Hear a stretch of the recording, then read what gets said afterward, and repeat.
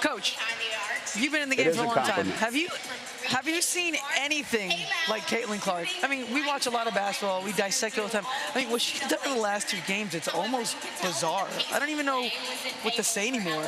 And I mean, today it's a different story. But have you seen anything like it? Well, the closest, she hasn't done what you did. So, yeah, I've seen it before. I saw you do it. I saw you take 2 freshmen and 2 other kids that have never started a game before in their lives and win a national championship. Not single-handedly, but do the kind of heroic things that Caitlin is doing.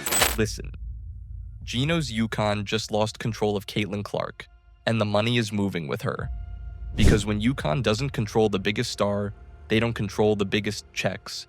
Stay to the end, because I'm going to give you the exact 3-step play Caitlin just ran. The play that flips power from coaches and programs to one player's gravity. Here's the real issue for UConn. For decades, UConn wasn't just winning games. UCNN was deciding what greatness looked like, who got crowned, who got promoted, who got the spotlight. And when you control the spotlight, you control the money. But Caitlin Clark didn't come through the UConn pipeline. She didn't need the UConn stamp.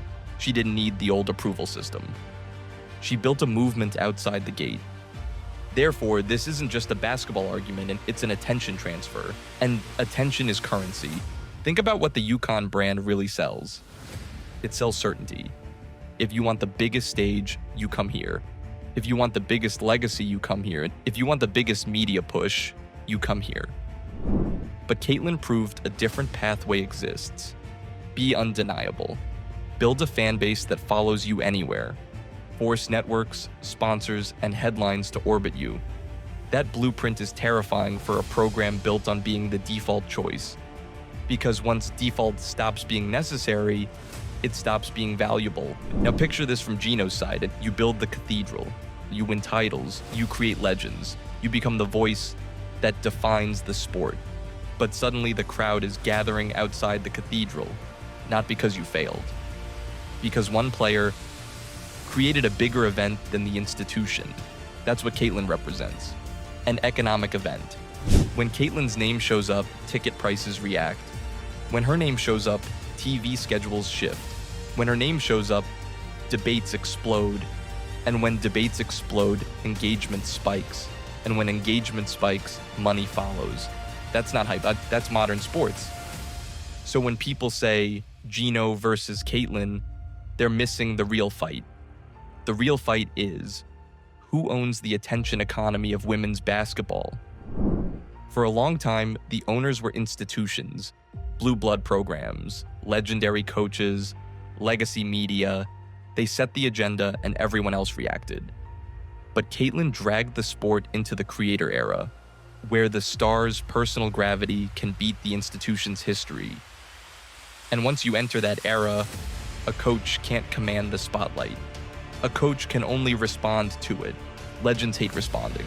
Legends want to set the terms, therefore you start seeing defensive language, the she's popular but talk, the system basketball talk, the fundamentals talk, the great player, not the best talk. Sometimes it's analysis, but a lot of the time it's a shield, because if you can't stop the player, you try to shrink the player. But Caitlin can't be shrunk because her power isn't just points, it's leverage. And leverage is what should worry UConn.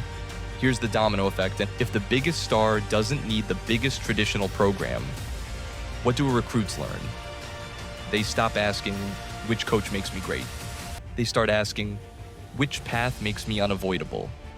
That question kills old empires slowly, not overnight, but quietly, with every decision that moves away from the old gatekeepers. And yes, UConn will still recruit. UCNN will still win games. But the fear is bigger than wins. The fear is relevance. Because relevance drives the biggest sponsorship conversations. Relevance drives national TV prioritization. Relevance drives cultural dominance. And Caitlin shifted relevance toward the individual star. Now here's where it gets even more uncomfortable. When one player holds that much attention, the entire ecosystem bends. Media coverage bends, league decisions bend, scheduling bends, even rivalries bend because everyone wants a piece of the energy. Therefore, even when Caitlin isn't playing, people still talk about her. When she returns, it becomes an event. And when it becomes an event, everyone else is forced to react. That's the part the old powers can't control. Now let's deliver the payoff I promised. The 3-step play Caitlin ran is simple, and it's ruthless. Step 1.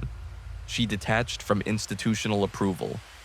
Caitlin didn't wait to be anointed by the traditional kingmakers. She made the public crown her first, and public crowning is stronger than any program's endorsement. Step 2. She built leverage outside the institution. Instead of a program creating her value, she became the value. So opportunities didn't feel like invitations. They felt like people paying to access her gravity. That flips the power dynamic completely. Step 3. She proved she can say no and still win. This is the ultimate control test. If you can turn down a massive opportunity and still remain the center of the sport, you're not being managed. You're managing the market. And that's why the Geno/UConn machine feels threatened. Because once a player can say no and keep the spotlight, the gatekeepers lose their biggest weapon. So no, this isn't a petty feud, it's a power transfer. UConn's worst-case scenario isn't losing a game. It's becoming one of many great programs, in a sport where the stars don't need them to become icons. And the next generation is watching Caitlin like a tutorial.